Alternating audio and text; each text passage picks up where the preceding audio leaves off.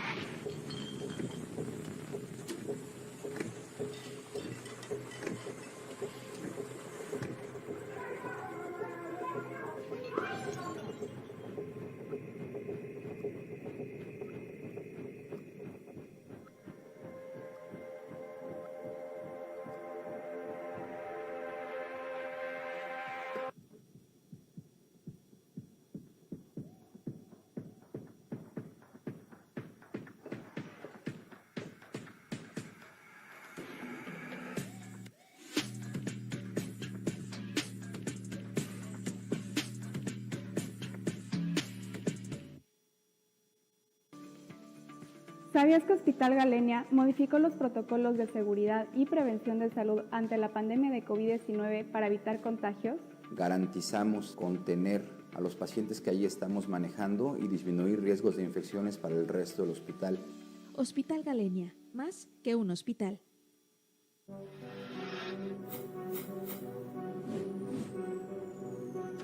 Belize, you're watching the Nation Station, Channel 7.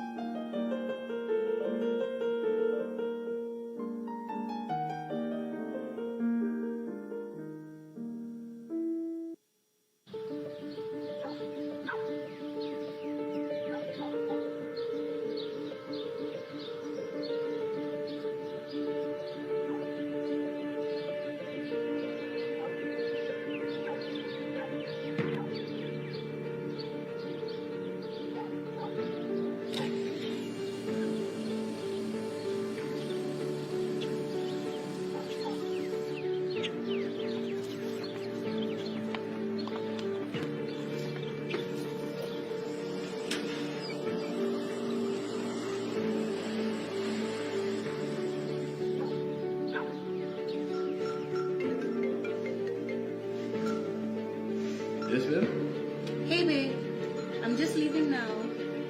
Love you.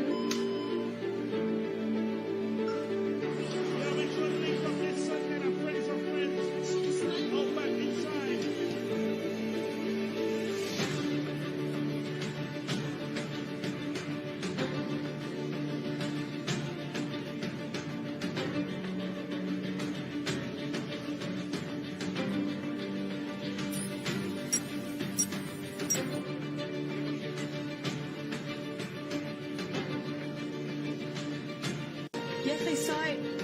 Okay. I'll be there right now.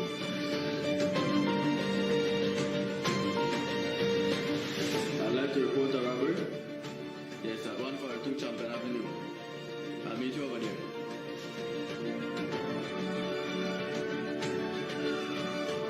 Searching the area.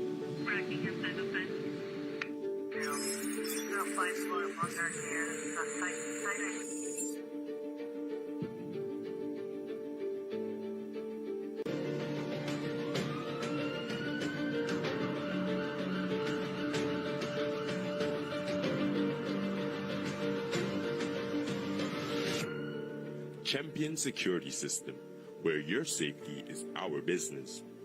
Coming soon. Rent your own security systems with affordable monthly payments. Call us anytime at 223-0560 or at 604-8121 for more information.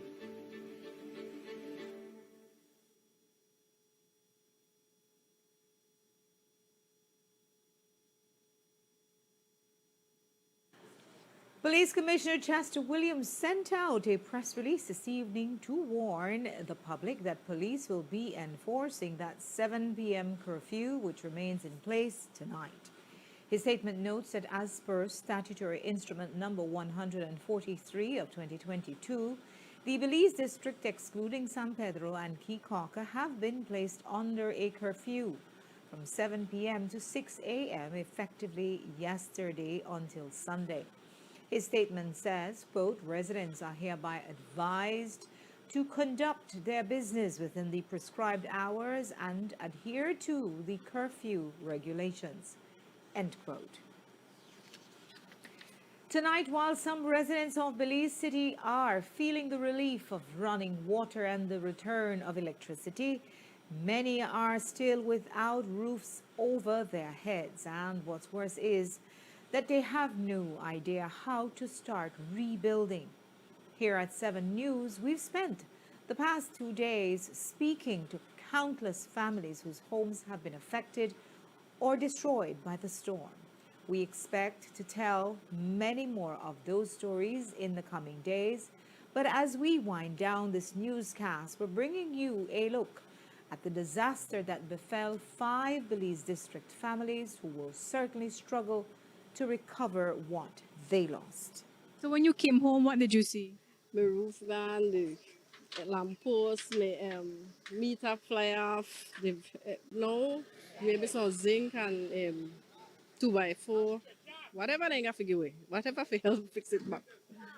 How did you feel when you came home and you realized that Hurricane Lisa really put a number on your house? Well, I may expect the whole house to drop because we're not that far from the sea, so we know we get a lot of wind, so I may expect it to drop. I may expect worse. Well, the zinc they rip off, the veranda and the toilet is gone. Oh, shock. I don't know what to do. I want to fix back the roof and put back the toilet and fix back the veranda. So you'd need maybe some zinc sheet? Zinc, eh? Okay. Anything else? Well, I want to fix back the toilet. What happened to the toilet exactly? The whole toilet gone. So that's none of that no more? No, rip off of the house. Wow. I was in the front here and my daughter upstairs and the other one lived downstairs, and the breeze started to blow and blow and blow, and when they feel the house start to fell apart, they hurry run downstairs and came into my house. And while the breeze were blowing and everything blowing around, the house stopped. First thing, the back room, the children room, the zinc fly off, and look, after the zinc fly off, the breeze pick up half of the house top and gone with it. The breeze come and blow the other half off, and then the side then start to blow off on the edge and the back and the front. That must have been a very terrifying experience. Yes, because at that time my daughter was bringing down the 10-month-old baby in blankets and thing and whatnot, right? And the children running down with their school bags and things like that. Everything was up there, got no wet up, everything wet up. Some of the things they blow out, then they cross the next yard, you know. So what do you need assistance with? Well, we need material for build back, material and things like that. Material, mattress. So the mattress wet up. My one wet up too because the zinc never put on good when the man built it and all the water gone down upon it. Right now it's soaking wet up. So how many people in all are displaced now? Well, I think it's 12 of us. I think it's 12 of us. Before I came home, I get a call. I left from here about 1 hour. And in an hour time, I get a phone call stating that my house fell, you know. I see it on the Facebook, you know, and I see everything just level off. Even the fence I noticed that went too, you know. So I know that I was in a bad state home here. How long did you say your house has been here? From 1983, 9th of March, 39 years. So you'd want to rebuild here though? Definitely. So you would want to start with some building material? So, do you think you need maybe some manpower to help you build back? yes. Guys on me one. Well, yes, we made in this place when this roof gone on, but we made outside on the veranda to watch everything when we hear the loud banging behind, and then when we run in for say what happened, we realized that the roof gone. So after that, we head across at the neighbor's house and then we send out the rest of the hurricane. Well, we lost everything, the bed, the fan, the fridges, our documents, everything. This is the first time I ever experienced anything like that, so we have to start from scratch. I don't know how, but with God's blessing, I guess we are get there now. The only thing we could do is wait, you know. I don't know, like I said, I don't know how this works. I don't know how long that will take. So for the meantime, we will try just clean up what we could clean up and get ready in case we get the help that we could start from there, you know. So where are you sleeping right now? Right across the street. With my mom, at my mom's place. But I ever witnessed a hurricane like this at the age of 65. I never see how a hurricane start in my life till now. I just always said I was witness one, but not true. One of my granddaughter called the police station. And when I see the police vehicle they come, I couldn't believe that then they come. They call the light on, and I see they stop out and I hear. And when I went, I said, those men I said go out. I said police right now come, so they take them. I carry them at the Mad Williams. I cannot sleep whole night last. I say I could worry about my daughter, but she pregnant, she forgot baby anytime. One of my granddaughter called the police station. And when I see the police vehicle they come, I couldn't believe that then they come.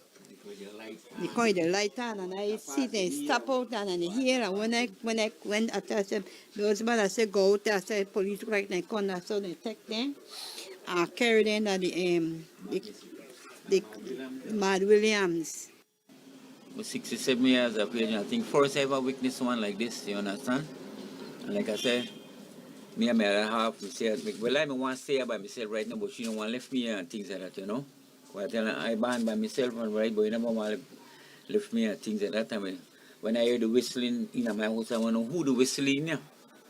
I hear this, like they think the top start to lash and things like that. So I say, God, what will be, will be. Then no light again. In fact, right now, I don't want to get light right now again, you know? Right now. But thank God for life, man. Thank God at least I did my family and things like that, you know.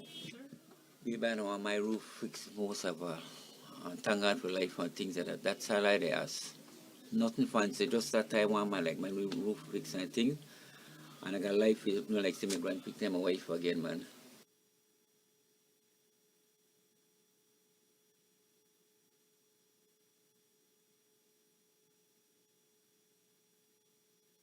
So how and when will family like these get relief or assistance to repair their battered structures?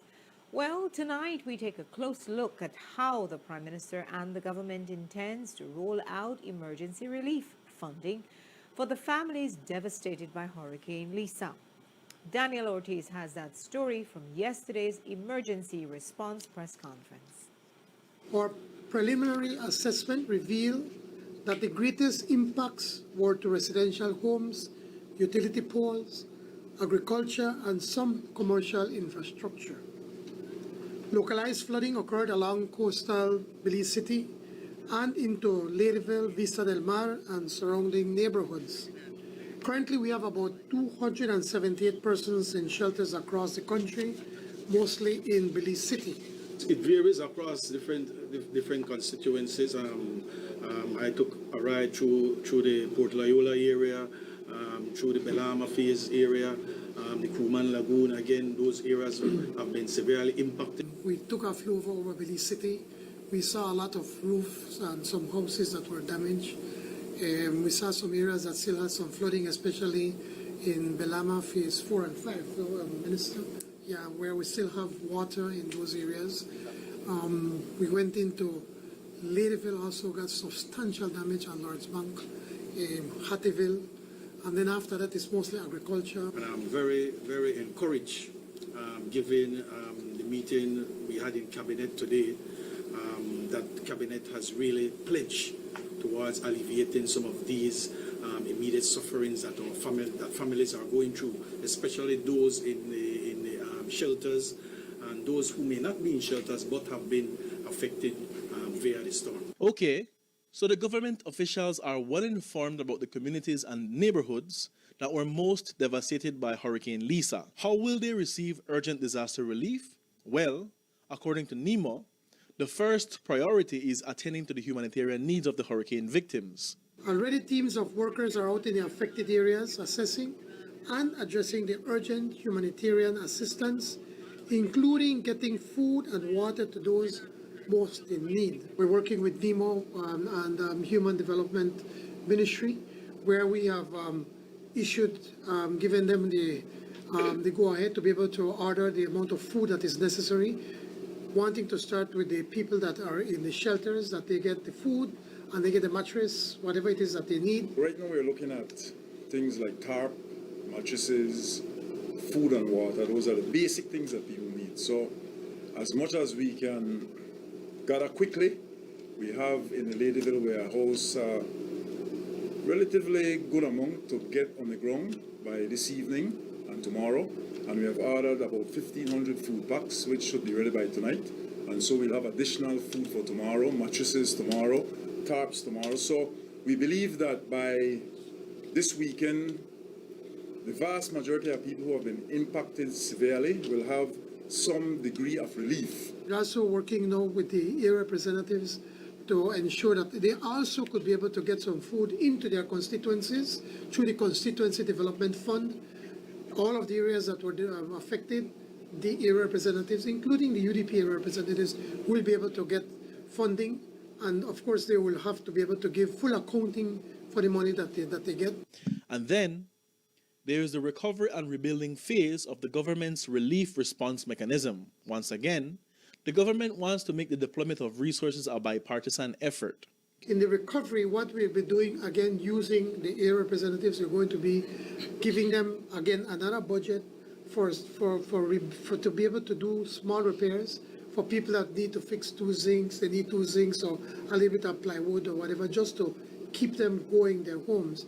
Whilst the Ministry of Housing is doing a complete assessment of the actual repairs and rebuilding of homes that will have to be done in these areas. Of course, the argument can be made that deploying disaster relief resources through the constituency office of elected politicians introduces new layers of bureaucracy. The victims may have to line up for meetings with the area rep of their electoral division at their constituency offices. That creates one more layer of potential frustration for residents already suffering, and it also opens the door for possible corrupt diversion of relief funds. But the Prime Minister and his team are approaching this matter with good intentions, in the hopes that the resources will reach the victims faster, since their area rep is expected to be in regular communication with his or her constituents. In fact, the PM is counting on it as a backup mechanism to ensure that every single storm victim gets the aid he or she deserves. Because of the limited numbers of people that NEMO has available, and there's this great need, we know we're working through the representatives. We have been putting monies into what we call the Constituency Development Fund. And so each area rep now have some monies to be able to immediately give assistance to these people. Of course, they have, everybody have to sign what they receive, and so there has to be full accountability for this money. So the area reps being on the ground, they know who are the people that got hurt and who need help, and then NEMO to complement what they're doing. We feel pretty confident that nobody will be missed. The PM says that it is this same community spirit of collaboration that has moved private civilians to offer their help free of cost to clean up the many messes left behind by Hurricane Lisa. 6 private contractors have already offered to their equipment free of cost to help with the cleanup campaign in the Belize district. The Belize Defense Force, along with workers and equipment from the other municipal bodies, will be joining with the Belize City Council to assist in the cleanup campaign of Belize City and some of the other affected rural communities. Reporting for 7 News, Daniel Ortiz. And the next sitting of the House, government will have to seek parliamentary support to approve the public spending that his administration has been engaged in for the relief efforts. And that's part of why GOB will require all area reps to provide all receipts for the spending of the funds that they will have access to in their constituency vote. We also added that disbursements would arrive late yesterday or early this morning because the needs are many and urgent. Last night, you might have also heard the Prime Minister announce that his government is pushing for the resumption of classes on Monday. Today, some of those educators reacted to our newsroom, out to our newsroom to complain. In their opinion, the government officials are behaving insensitive to the enormous amount of work it will take for teachers to prepare their classes for school next week, especially since Belizean hurricane victims had to use those classrooms as shelters. The suggestion to 7 News is that a better decision would have been to call for schools to reopen on Monday, except those in the Belize district. For context, here's that announcement on school during yesterday's All schools across the nation will return to regular classes on Monday, 7th November. Of course, as a part of our discussion in Cabinet, we talked about returning to classes, which is an absolute priority for us at the Ministry of Education and for our government. As you know, many of the schools are used as hurricane shelters. So obviously we have asked NEMO that those in those schools that are used as hurricane shelters, that between now and Monday, that they make every effort to have those schools, all the people who are there in those shelters taken elsewhere, and adequate arrangements are made for them. So we are absolutely committed to having all schools reopened on Monday, November 7th, I believe that is. And so we're asking that between now and Monday, that those principals and teachers, especially where your school has been used as a hurricane shelter, that you go in to check on the condition of your school and make sure that it is properly prepared and ready for classes on Monday. As you heard, the NEMO says that the hurricane shelter victims who cannot return home will have to receive housing aid from the Ministry of Human Development. And as we close tonight, we reflect on what has been a rough week for Belize, where we got a direct hit from Hurricane Lisa, which was neither small nor merciful. She put a mean beating on the Belize district, where we saw roofs flying like weaponized wings. Tonight, residents are still picking up the pieces and counting their losses. But while much property and value was lost, most importantly, no lives were lost, which is a major miracle and one that we are all grateful for. It is also a testament to the storm savvy of city residents. Respect for that. Join us back here on Monday. And until then, stay safe and know that we have a lot to be grateful for despite all the adversity. We close this tough week on that hopeful note and know that our teams will continue to be on the front line covering the storm's aftermath and the recovery of a resilient city. Have a good night, stay safe. See you on Monday.